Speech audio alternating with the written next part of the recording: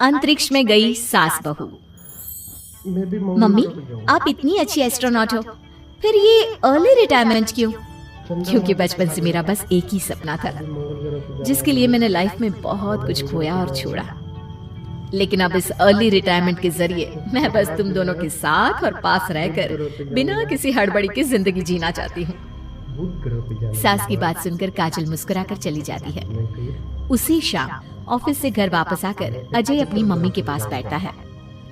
Mummy, क्या हमारी space organisation कोई नया स्पेस मिशन प्लान कर रही है? क्या मिशन है, बताओ ना मम्मी। हे भगवान, शरीर इतना बड़ा हो गया लेकिन दिमाग आज भी बच्चों से गया गुजरा है। घर में आया नहीं कि सवाल शुरू। तो तुम जवाब दे दो ना। मैं क्या जवाब दूं? जैसे तुझे मेरे रिटायरमेंट के बारे में पता ही नहीं। इतने समय से तूने मुझे ऑफिस जाते हुए देखा क्या? फिर मुझे कैसे पता होगा? जा, तेरी पत्नी से पूछ, वो रोज ऑफिस जाती है। माँ की बात पर अजय आवाज लगाकर काजल को बुलाकर वही सवाल उससे भी पूछता है, पर काजल उसका कोई जवाब नहीं देती। और बोलो पत्नी से पूछने के लिए। मैडम जवाब ही नहीं दे रही। सवाल जायज हो तो जवाब मिलेगा ना। तुम्हें अच्छे से पता है, कॉन्फिडेंशियलिटी रूल्स के चलते हम किसी से भी ऑर्गेनाइजेशन और मिशन से रिलेटेड कोई बात नहीं कर सकते। वो तो पता है, लेकिन मुझसे भी छुपाने का मतलब समझ में नहीं आया। वो मम्मी, रिटायरमेंट एप्लीकेशन के बाद से आपने ऑफिस भी आना बंद कर दिया। सबको लगा कि अब आप इंटरेस्टेड नहीं होगी, इसलिए इन्फॉर्म नहीं किया। क्या तुम भी इस मिशन का हिस्सा हो?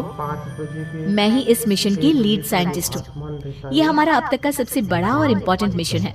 अगर ये सक्सेसफुल हो गया तो दुनिया में हमारे नाम के साथ मेरा प्रमोशन भी पक्का है। काजल की बात सुनकर दोनों माँ बेटे हैरान रह जाते हैं, लेकिन फिर सब साथ मिलकर सेलिब्रेट करते हैं। अब दिन बीतने लगते हैं। काजल स्पेस मिशन के चलते पहले से ज्यादा बिजी हो जाती है और देर तक ऑफिस में समय बिताने लगती है। कुछ समय तक इसे चुपचाप देखने के बाद एक सुबह बहू को सामने देखकर आखिरकार सास उसे टोक ही देती है। आ रही हो या जा रही हो? भाई, हमें तो तुम्हारी शक्ल देखे लगता है सदियां बीत गई। मैडम कब आती है कब जाती है कुछ पता ही नहीं चलता। अरे ऐसा कौन सा मिशन है जिसने सुबह रात घर परिवार सब भुला दिया? मिशन तो मैंने भी बहुत देखे हैं और गई भी हूँ, पर ऐसा हाल कभी नहीं हुआ। मम्मी, मैं आपकी चिंता और गुस्सा समझ सकती हूँ, पर ये स्पेस मिशन आज तक के सभी मिशन से बहुत अलग है। अच्छा, जरा मैं भी तो सुनूं, ऐसा क्या है इसमें? आई एम सॉरी मम्मी, मैं नहीं बता सकती। भूलो मत, मैंने रिटायरमेंट अप्लाई किया है, लेकिन रिटायर होने में अभी 7 महीने बाकी है, जिसके हिसाब से मैं आज भी ऑर्गेनाइजेशन का हिस्सा हूँ। तो मुझे बताकर तुम कोई रूल नहीं तोड़ रही। मुझे सब याद है मम्मी, और मुझे ये भी पता है कि अगर आप साथ दें तो मिशन के लिए बहुत बड़ी मदद साबित होगी। पर सीनियर्स ने रूल बनाया है कि इस मिशन की इंफॉर्मेशन सिर्फ उन्हीं के पास होगी जो इसका पार्ट है, और मुझे तो उन्होंने खास अपने पास बुलाकर ये समझाया था। बहू की बात सुनकर सास सोच में पड़ जाती है और अगले दिन खुद भी ऑफिस पहुंच जाती है। ओहो, क्या बात है मैडम, रिटायरमेंट की एप्लीकेशन के बाद तो आपने दर्शन देने भी बंद कर दिए। अरे सर, अगर ईद का चांद रोज निकला करता तो क्या उसका स्वागत इतने जश्न से होता? इस पर सीनियर भी हंसने लगते हैं और दोनों कैबिन में जाकर बैठ जाते हैं, जहां सास बातों बातों में नए स्पेस मिशन के बारे में पूछती हैं।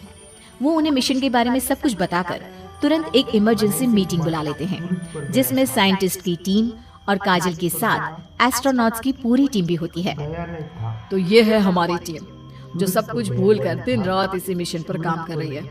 अगर आप भी हमें ज्वाइन कर ले तो सोने पर सुहागा हो जाएगा। अगर आप मुझे टीम में चाहते थे तो पहले कांटेक्ट क्यों नहीं किया?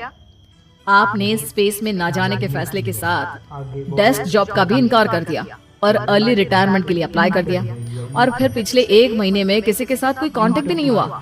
इसलिए हमने सोचा शायद अब आप ब्रेक लेकर इस सब से दूर रहना चाहती हो, और इसीलिए किसी ने आपको परेशान करना सही नहीं समझा।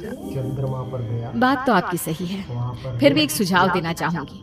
ये जो आप कर रहे हो ना, ये मिशन नहीं, साफ सुसाइड है। एक साथ इतने सारे लोगों को स्पेस में 6 महीने रहने के लिए भेजना आसान काम नहीं है, और ये बात मुझे आपको समझाने की जरूरत नहीं होनी चाहिए।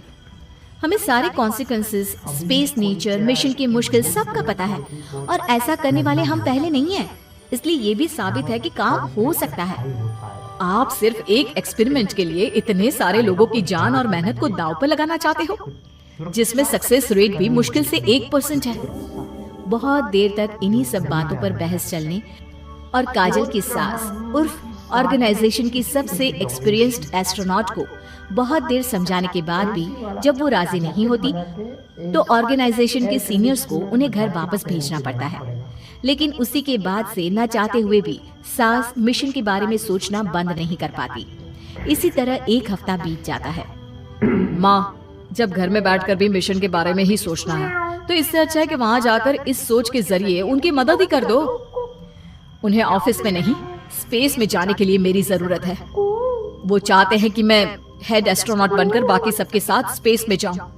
वाओ, रिटायरमेंट से पहले आखिरी असाइनमेंट की तरह इससे अच्छा और क्या हो सकता है। माँ, आपको हाँ बोल देना चाहिए। उस टीम में एक मेंबर काजल भी है। अगर हम दोनों ही चले जाएंगे तो तुम अकेले कैसे रहोगे? वहाँ से जिंदा वापस आने की कोई गारंटी नहीं बेटा। अब भी हमें भेजना चाहते हो क्या? जिस दिन से आपको पहली बार स्पेस में जाते देखा है, तभी से ये डर और पॉजिटिविटी दोनों साथ लेकर जीना सीख गया हूँ। आप जाओ माँ, मुझे पूरा भरोसा है आप दोनों वापस भी आओगे और देश के साथ मेरा नाम भी रोशन करोगे। बेटी की बात सुनकर माँ के अंदर हिम्मत आती है और वो एक बार फिर स्पेस ऑर्गेनाइजेशन पहुंच जाती है, जहां उसके फैसले से सब बहुत खुश होते हैं और स्पेस मिशन की तैयारी पहले से ज्यादा जोश में शुरू हो जाती है। कुछ ही समय बाद दोनों सास बहू स्पेस में पहुंच जाती हैं। आखिरकार आज मेरी साइंटिस्ट बहू एस्ट्रोनॉट भी बन गई। सिर्फ स्पेस सूट पहन लेने से कोई एस्ट्रोनॉट नहीं बन जाता।